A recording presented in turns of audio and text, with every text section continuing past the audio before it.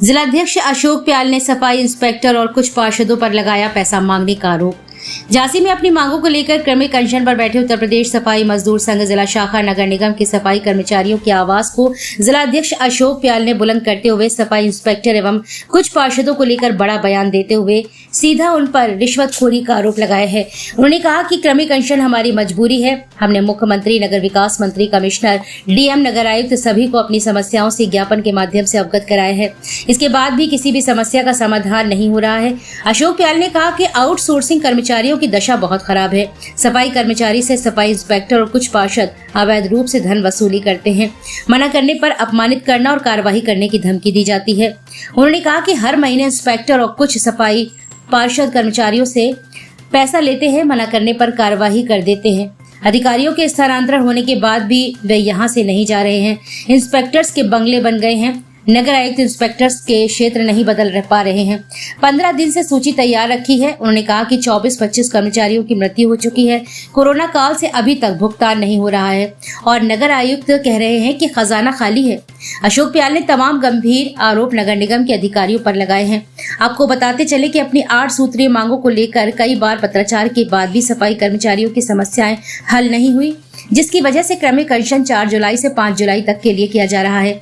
धरना स्थल पर कई वक्ताओं ने अपने अपने विचार रखे।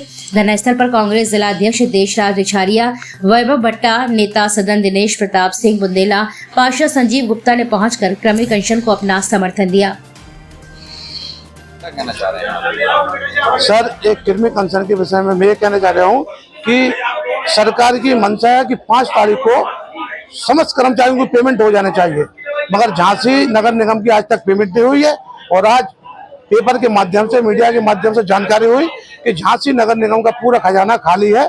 और जो हमारे लेखाधिकारी जी हैं वो इतने भ्रष्ट हैं कि जितनी भी उनकी तारीफ की जाए वो कम है। क्योंकि हम लोग कहीं फंड के विषय में जाते हैं तो पैसे ही नहीं है। वो खजाना इतना, सरकार से इतना पैसा आ रहा है, उसके बाद भी अन्य जो हम लोगों की पेमेंट मिलती है, जो हमारा बजट आता है, वो पूरा बजट उनने अन्य कारों में लगा के हम लोगों की तनख्वाह के लिए लाली पड़ा। कर्मचारी बनाया, क्यों बनाया भाई? और आप दूसरे के कर्मचारी आप हटाते जा रहे, कहीं बना रहे, कहीं मिटा रहे। माननीय बस स्टैंड पर भी एक हवलदार आउटसोर्सिंग का काम कर रहा है। भाई या तो आप परमानेंट ज्ञान में व्यवस्था करिए, या आउटसोर्सिंग के, या संविदा वाले, आप एक जगह तो तय रखिए। परंतु आप तो जो आपके मन में आ रहा वो अपने नियम के अनुसार कर रहे और कर्मचारियों को परेशान कर रहे, तो हम लोग कब तक बर्दाश्त करेंगे? तो मेरा आप सबसे आग्रह है, निवेदन है। धरने का दूसरा दिन है, क्या आपकी भूमिका है आज, क्या करने वाले?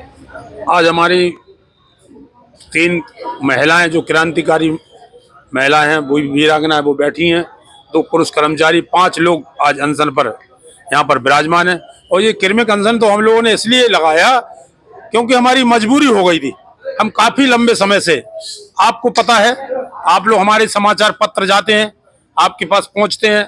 हम लोग बराबर निरंतर मुख्यमंत्री से लेकर नगर विकास मंत्री, आयोग झांसी मंडल, माननीय जिलाधिकारी सभी को सूचना भेजा, नगर आयुक्त जी को भी। परंतु जब समाधान किसी समस्या का नहीं हो रहा तो हम लोगों को मजबूर होकर पिछले साल हमने एक होर्डिंग भी लगवाया था। तरह तरह से हम लोग जिस तरह से भी अपनी वेदना, अपनी याचना विभाग तक पहुंच सकते नगर निगम पहुंचाई हमने, परंतु सुनवाई नहीं हुई। मजबूर हो गए हम लोग, तो हमें क्रमिक अनशन को प्रारंभ करना पड़ा। और ये क्रमिक अनशन जब तक जारी रहेगा, जब तक हम लोगों की सुनवाई नहीं होगी, 4 दिन अगर ये क्रमिक अनशन पर वो नहीं हुआ तो मैं स्वयं भूख हड़ताल पर यहाँ पर बैठूंगा सभी कर्मचारियों के हित खातिर की, क्योंकि कर्मचारी बहुत परेशान है। आउटसोर्सिंग कर्मचारी की वो दशा है, बहुत बदतर स्थिति है। 10,000 रुपये, 8,000 रुपये, और उसी में आपको मालूम है हवलदार, इंस्पेक्टर और हमारे माननीय पार्षदगण पैसा भी देना पड़ रहा है और काम भी करना पड़ रहा है और कार्रवाइयां भी झेलना, बिल्कुल देना पड़ता है। आपको नहीं पता, सबको पता है। पूरे महीने में पैसे लिए जा रहे हैं पार्षद और इंस्पेक्टर। अच्छा, क्या कारण है कि नगर निगम झांसी में अनेकों वर्षों से अधिकारी जमे हुए हैं, उनके ट्रांसफर होने के बाद रुक जा रहे हैं? क्या कारण है भाई? नगर निगम झांसी में कुछ तो होगा ना।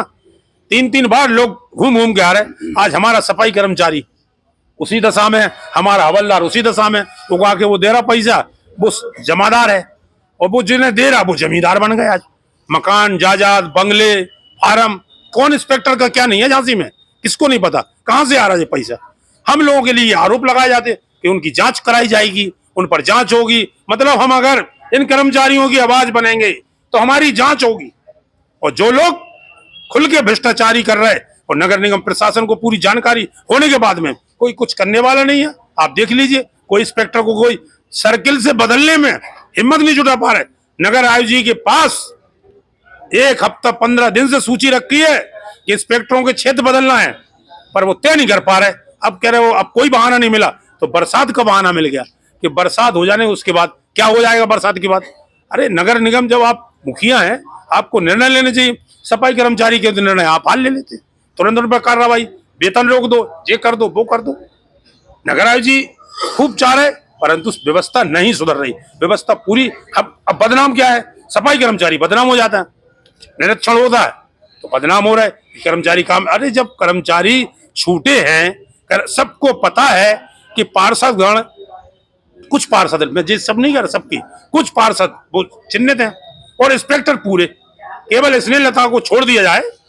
वो इंस्पेक्टर एक महिला ऐसी है कि वो रुपया सफाई कर्मचारी से कभी नहीं लिया, ये सच्चाई। और सारे के सारे इंस्पेक्टर तनख्वाह बटी और पैसे चाहिए, तो हवलदार कोई जेब से तो देगा नहीं, वो तो वेतन से ही देगा, उनसे ही देगा ना लेके, तो कर्मचारी फिर काम क्यों करेगा। तो नगर निगम को जो व्यवस्था पे रोक लगाना चाहिए ना। और ये व्यवस्था लंबे समय से कह रहे, लंबे समय से चल रही है, उसमें हम लोग भी परेशान है कि हमारा जो काम करने वाला कर्मचारी है और कामचोर, क्योंकि कामचोर की व्यवस्था वो काम करने वाला संभाल रहे हैं और संभालने पड़ रही है, मजबूरी है, क्योंकि वो सब मिली भगत है। कामचोर, और वो कर्मचारी जो काम नहीं कर रहे, वो कोई है ही नहीं है झांसी में, कोई बाहर है, वो कहीं कहीं हाजिरी भरना पड़ रही, क्योंकि दबाव पार्षद का है। पार्षद का फोन आ जाएगा, अरे यार उसकी हाजिरी क्यों नहीं भर रहे। हम अभी नगर आयुक्त भाई, उन हवलदारों की शिकायत नगर आयुक्त जी आ जाती है। जो हवलदार पार्षद के माफक नहीं चलेगा, तुरंत शिकायत आ जाएगी, पेपरबाजी हो जाएगी। ये है समस्या। 24-25 संविदा कर्मचारी एक्सपायर हो चुके हैं, कोरोना काल से लेकर अब तक उनके भुगतान नहीं हो पा रहे। 3 करोड़ रुपए नगर निगम का खजाना खाली है। हमारा जो कटा हुआ पैसा, हमारे कर्मचारी की मेहनत का कमाई का पैसा, वो कहाँ चला गया। उस पैसे को अभी तक नहीं मिल पाया। 1, 3, 4, 5 साल हमारे यहाँ दादा बैठे हैं जो बुजुर्ग हैं, इनकी नाते, इनकी बेटी कोरोना काल में एक्सपायर हुई, जिन 1 रुपया नहीं मिला इनको, बताइए। और दुर्घटना हो जाए, ये हरिभजन है, ये अभी ड्यूटी के दौरान एक्सीडेंट हुआ, एक महिला एक्सपायर हुई सिविल लाइन में, अभी एक्सीडेंट में क्या मिला उसे। हम लोगों को केवल काम के लिए पकड़ा जाता कि काम चोर हैं, काम के लिए बुलाया जाता बस। और अभी जैसे आप लोग धरने में बैठे हैं, तो इस समय सफाई व्यवस्था नगर की चल रही है। हाँ, अभी तो चल रही, इसलिए हम लोग जो त्योहार है कल मुहर्रम का, उसको देखते हुए हम लोग भी सीमित लोगों को, जो हमारे लोग आ रहे हैं सीमित लोग, वो भी ड्यूटी के बाद, काम के बाद, हमने ये बिल्कुल नहीं कहा। और जब काम बंद होगा तो खुला होगा, फिर चैलेंज से होगा, कोई रोक नहीं पाएगा उसको, फिर काम बंद कराया जाए। कब तक चलेगा ये 5 दिन रहेगा। कृमि अनशन का जो एक नियम है, 5 दिन हम लोग चलाएंगे।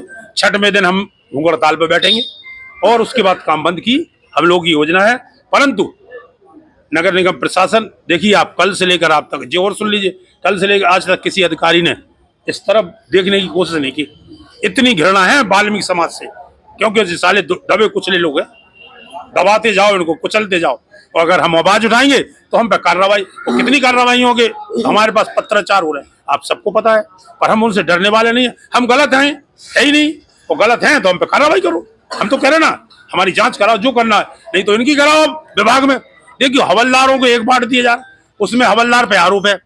इंस्पेक्टरों के लिए नियम है कि 6 बांट दिए जाएंगे, उन्हें 12 दिए जा रहे हैं, 8 दिए जा रहे हैं, ठीक है। इसी तरह बाबू विभाग में जो हम लोग सफाई कर्मचारियों के बाद में मृतक कोटे में आए, आउटसोर्सिंग में आए, आप उनको देखो 8-8, 10 बांट, वो किस मानक से काम है। केवल सफाई कर्मचारी हवलदार पर यह नियम है कि उसे 1 बांट दिया जाएगा, 1 बांट में ही उस पर आरोप लगाए जाएंगे, क्योंकि वो वाल्मीकि है। और जो ऑफिस में लगे लोग हैं, बाबू लोग हैं, जो 20-22 लाख की गाड़ियों में आ रहा है, वो क्या है, उनकी जांच कब होगी, बुन्नो कहां से ये सब हो रहा। तो उन्हें 8-8, 10-10 बांट